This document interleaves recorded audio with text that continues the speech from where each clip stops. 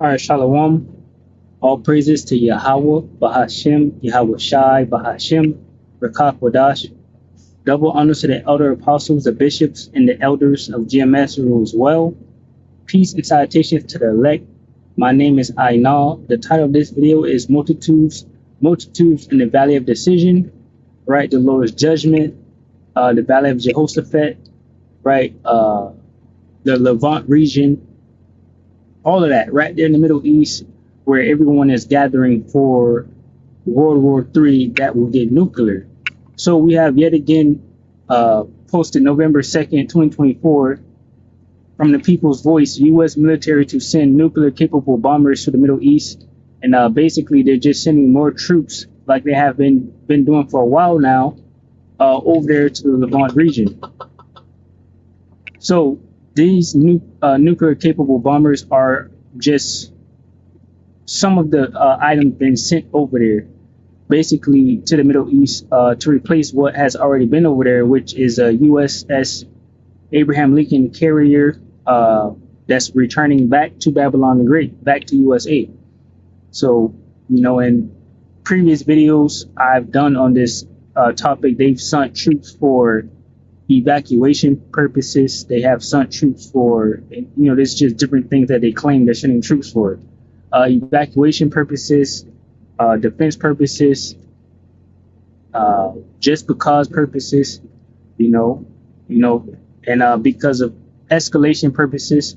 So, they keep having reasons, but the real reason is Yahweh Bashmi Shai is gathering the nations, and ultimately the least of the flock, which is the fake JOOs, the 1948ers, Israel, is causing Babylon the Great to, come over there to that region where they don't live and to participate in World War III.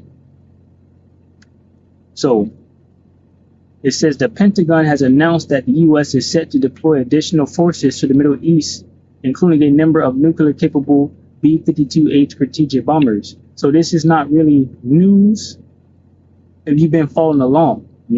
This is something they have been doing for a while now, since things started to escalate over in that region. So Pentagon spokesman Major General Pat Ryder has said that the deployment was reportedly ordered by Defense Secretary Lloyd Austin to compensate for the scheduled departure of the USS Abraham Lincoln Carrier Strike Group from the region. It says, apart from several B-52H bombers, the assets include additional ballistic missile defense destroyers, which are used to help defend Israel, which America and UK have been doing from attacks from Iran. It says fighter squadron and tanker aircraft will also be going over there, he said on Friday. He says the forces are scheduled to arrive in the coming months, Ryder added without giving any exact time frame. It says the upcoming deployment is supposed to show Washington's commitment to the defense of Israel, as well as a de-escalation through deterrence and diplomacy. So they're trying to send their troops over there to deter people from attacking Israel now.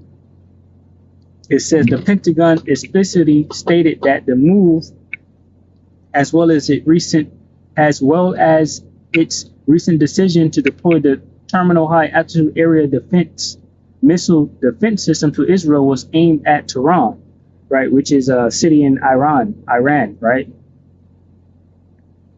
Secretary Austin continues to make clear that should Iran, its partners, or its proxies use this moment to target American personnel or interests in the region, the United States will take every measure necessary to defend our people, the spokesman stressed. So they're basically sending their troops there and saying, if you're continuing attacking and these attacks hit our people, we, Babylon the Great, will defend them basically. So this is supposed to be some type of deterrence. But it just so happens that Iran and Russia are now about to sign a pact, to where if Iran is getting hit, then Russia might have something to say about it. It says Russia says comprehensive treaty with Iran will include defense cooperation. So that's pretty much what's been happening with Israel. America is trying to defend Israel.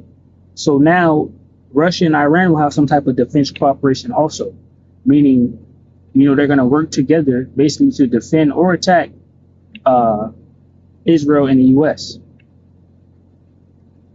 It says FM Lavrov says pact with Tehran to be signed in near future. Ties seen as major threat by U.S. and Israel as Middle East Ukraine wars escalate. Now this was posted October 31st. It says Russian Foreign Minister Sergei Lavrov said on Thursday that Russia and Iran intend to sign a comprehensive treaty which will include closer defense cooperation. The treaty on a comprehensive strategic partnership between Russia and Iran that is being prepared will become a serious factor in strengthening Russia-Iran relations, Lavrov told state television.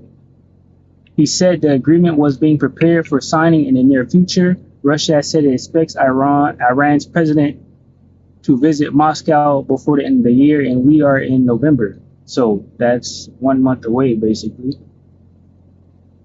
It says it will confirm the parties' desire for closer cooperation in the field of defense and interaction in the interest of peace and security at the regional and global levels, Lavrov said. He did not specify what form the defense ties would take. Deepening ties between the two authoritative powers is seen as a threat to Israel, which had been fighting a war against Iranian-backed terror groups Hamas and Hezbollah for over a year.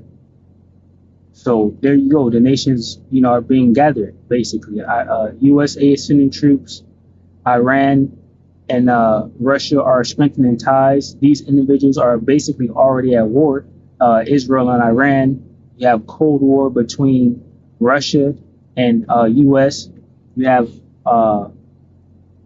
Russia at war with Ukraine, which is also, Ukraine have treaty with U.S. So, the nations are just being gathered. It's a simple blowing of the trumpet. This is Joel 3. And we'll start at 9. It says, proclaim ye this among the Gentiles, prepare war. Wake up the mighty men, let all the men of war draw near. Let them come up. Beat your plowshares into swords and your pruning hooks into spears. Let the weak say, I'm strong. Right? So no longer can America send its troops to deter individuals from, hitting a target. Right? Because the weak are now saying that they're strong and they're backed by strong allies now. Little countries and places that didn't have nuclear weapons or the capabilities to attack different areas. Now they have these things through treaties, trades and sanctions and all of that. It says, assemble yourselves and come, all ye heathen, and gather yourselves together round about. Thither cause thy mighty ones to come down, O Lord. Right? And that's why the scripture says, as for his enemies, he puffeth at them. And so his enemies basically came together. Because you're sanctioning all these different people. So, they have joined up basically against you. Psalms 10 and 5 says, his ways are always grievous, thy judgments are far above out of his sight. As for all his enemies, he puffeth at them. You see what that word puff is. Right? It says, he said in his heart, I shall not be moved, for I shall never be in adversity. So basically, he had no care or thought, right? He didn't think on the latter end of these different things that he was doing. He had all these different separate enemies that he pointed as enemies, and now they're joining together and they're saying, oh, this is a threat. This is a problem. So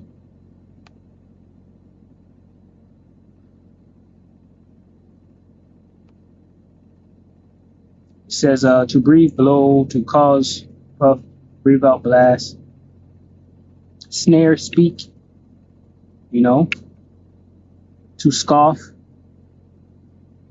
like that, basically, not caring. about him or what he's doing and things that he's doing. Basically, he's that proud spirit. You know, the scriptures say the pride of thine heart hath deceived thee. You know, so he's doing whatever he wants to do. And when I say he, that's Esau, even the so-called white man, mainly those that run Babylon the Great, you know, are puffing at the different countries and, you know, doesn't care. One of those things are like, you know, not showing up to UN meetings about global crisis and different things, you know. That's why he says, he hath said in his heart, I shall not be moved, for I shall never be in adversity. So basically, no one is able to step to Esau, Edom, right? Babylon the Great. That's his mindset. It says, assemble yourselves and come, all ye heathen, and gather yourselves together round about. Thither cause the mighty ones to come down. O Lord Yahweh, Bashmi Awashai. Let the heathen be weakened and come up to the valley of Jehoshaphat, for there will I sit to judge all the heathen round about. Right, and this is the Lord's judgment. Right.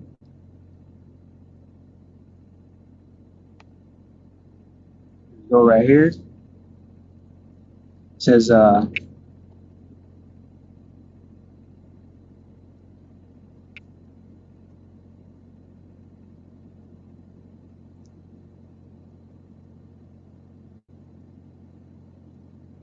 right, so it's basically the Lord's judgment, right?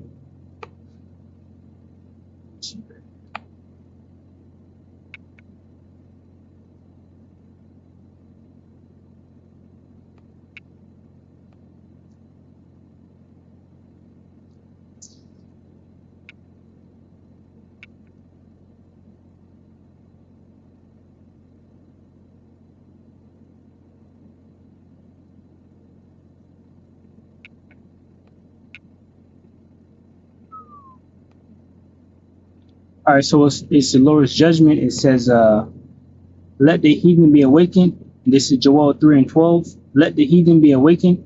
I'm sorry. Let the heathen be weakened. Let the heathen be wakened and come up to the valley of Jehoshaphat, for there will I sit to judge all the heathen round about. Put ye in the sickle, for the harvest is ripe. Come, get ye down, for the press is full. The fats overflow, for their wickedness is great. Multitudes, multitudes in the valley of decision, for the day of the Lord, Yahweh Bashmi Awashai, is near in the valley of decision. That's all we have. Everyone going out over there to the Middle East. Now, let me see if I have Jeremiah 50. Jeremiah 50 and 41 says, behold, a people shall come from the north, and a great nation, and many kings shall be raised up from the coast of the earth. They shall hold the bow and the lance. They are cruel and will not show mercy. Their voice shall roar like the sea, and they shall ride upon horses, every one put in array like a man to the battle against thee, O daughter of Babylon. So this is going into the dragons of Arabia, right? Iraq, the Arabian area countries, right? You have, of course, Ezekiel 38, Russia and his different allies, the Persians, which is Iran, right? And then also even going to Revelation chapter 17, you know, America's allies or their vassal states who are now, you know, switching over or flirting with Russia and basically their enemies, right? So, yep. It says the king of Babylon have heard report of them, and his hands waxed feeble. Anguish took hold of him, all in pains as a woman in travail, right? So even now they're saying this is a threat. You know, they're going to China to tell China, look, don't get involved in this. Don't help Russia. Don't help North Korea. It says, behold, he shall come up like a lion from the swelling of Jordan unto the heavens of the strong, but I will make them suddenly run away from her. And who is a chosen man that I may appoint over her? Who is like me, and who will appoint me the time? And who is that shepherd that will stand before me? Let me get this in the NLT, 43.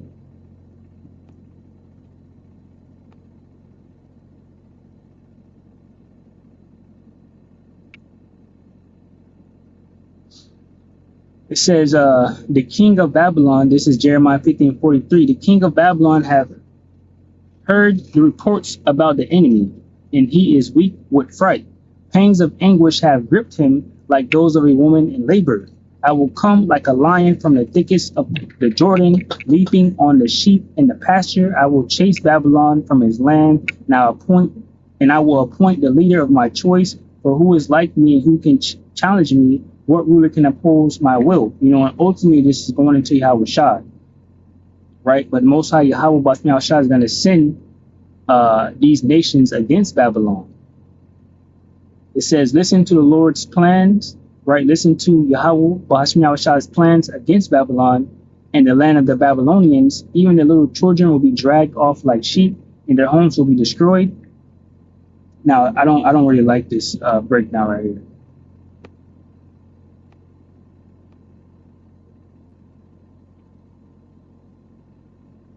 So we'll get that again. Start at 44. Jeremiah 50:44. Behold, he shall come up like a lion from the swelling of Jordan unto the inhabitants of the strong, but I will make them suddenly run away from her. And who is a chosen man that I may appoint over her? For who is like me, and who will appoint me the time, and who is that shepherd that will stand before me? Therefore hear ye the counsel of the Lord Yahweh Bashmi Shai, that he have taken against Babylon, and his purposes that he hath proposed against the land of the Chaldeans. Surely the least of the flock shall draw them out. Surely he shall make their habitation desolate with them. And that's exactly what's happening, because every article that comes out, and the reason that America is over there is for the defense of Israel, right? It's just for the defense of Israel. It says that, you know, and Israel's, you know, those 1948ers, so-called JOOs over there in the land of Israel, says that the noise of the taking of Babylon, the earth is moved, and the cry is heard among the nations. So Babylon will be destroyed, and it is Israel that's going to cause them to go out and be destroyed, basically, right? And it's the least of the flock because it was the last to be set up, right? The 1948ers. So.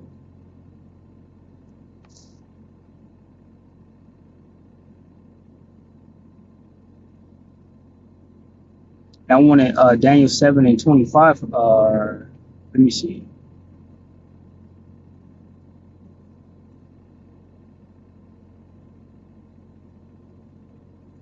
What it was.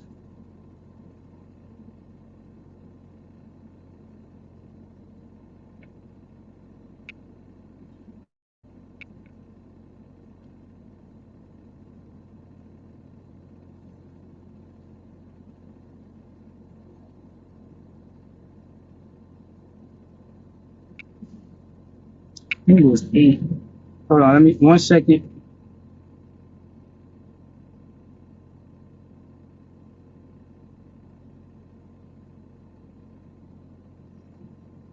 Oh, it's, Daniel 7:18. It says Daniel 7:18. It says, but the saints of the Most High shall take the kingdom and possess the kingdom forever, even forever and ever. And that's basically because these different nations are being gathered for World War III so they can be brought down. Right, that's going into 2nd Ezra chapter 13. When Yahushua comes, the Lord is gathering nations there for a reason, because this is the last kingdom. All right, this is Daniel 7.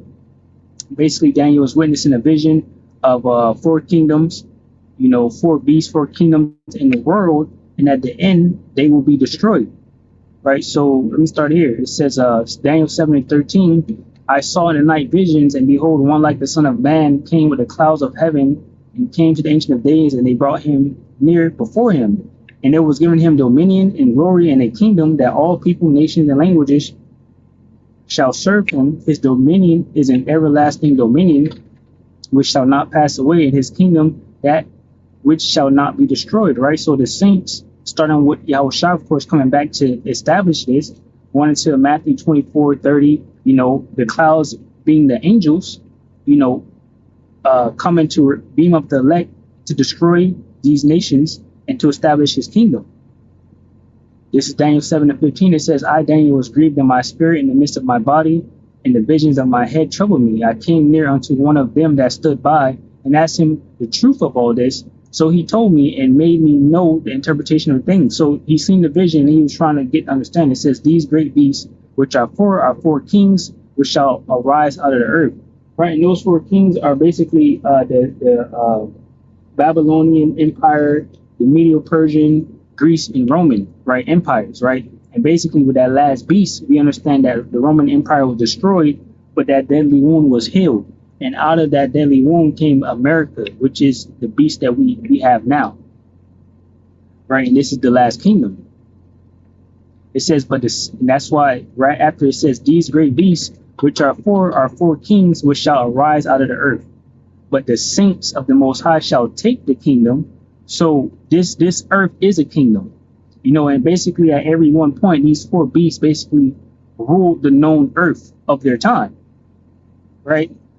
So it says, because, you know, not one king is going to rule while the other king is ruling, you know. It says, but Daniel 7:18, it says, but the saints of the Most High shall take the kingdom, possess the kingdom forever, even forever and ever. So there will come a time, which we're at that time now, 2nd Ezra 9 and 5 and 6, where the end will come. And the scriptures say Esau's the end of the world and Jacob is the beginning of it that followeth, right? It says, but the saints of the Most High shall take the kingdom, possess the kingdom forever, even forever and ever. And we're at that time. It says, then I would know the truth of the fourth beast, which was diverse from all the others, exceeding dreadful, whose teeth were of iron, and his nails of brass, which devoured, breaking pieces, and stamped residue with his feet, and of the 10 horns that were in his head, and of the other which came up, and before whom 3 fell, even of that horn that had eyes and a mouth that spake very great things, whose look was more stout than themselves, right? So this is talking about, you know, Babylon the Great. The 10 horns is talking about his vassal states, which are like the EU, NATO, right? And basically, you know, what set him apart from the rest was how he ruled, as in a Senate. You know, even now you have the presidential elections and different things, and you have, oh, this person's running for Senate, congressman this, congressman, you know. So, you know, that's why usually when a president has to do something, he has to put like an executive order. And then, you know, even that goes into like, people got to look at it and all of that, right? So that's pretty much it.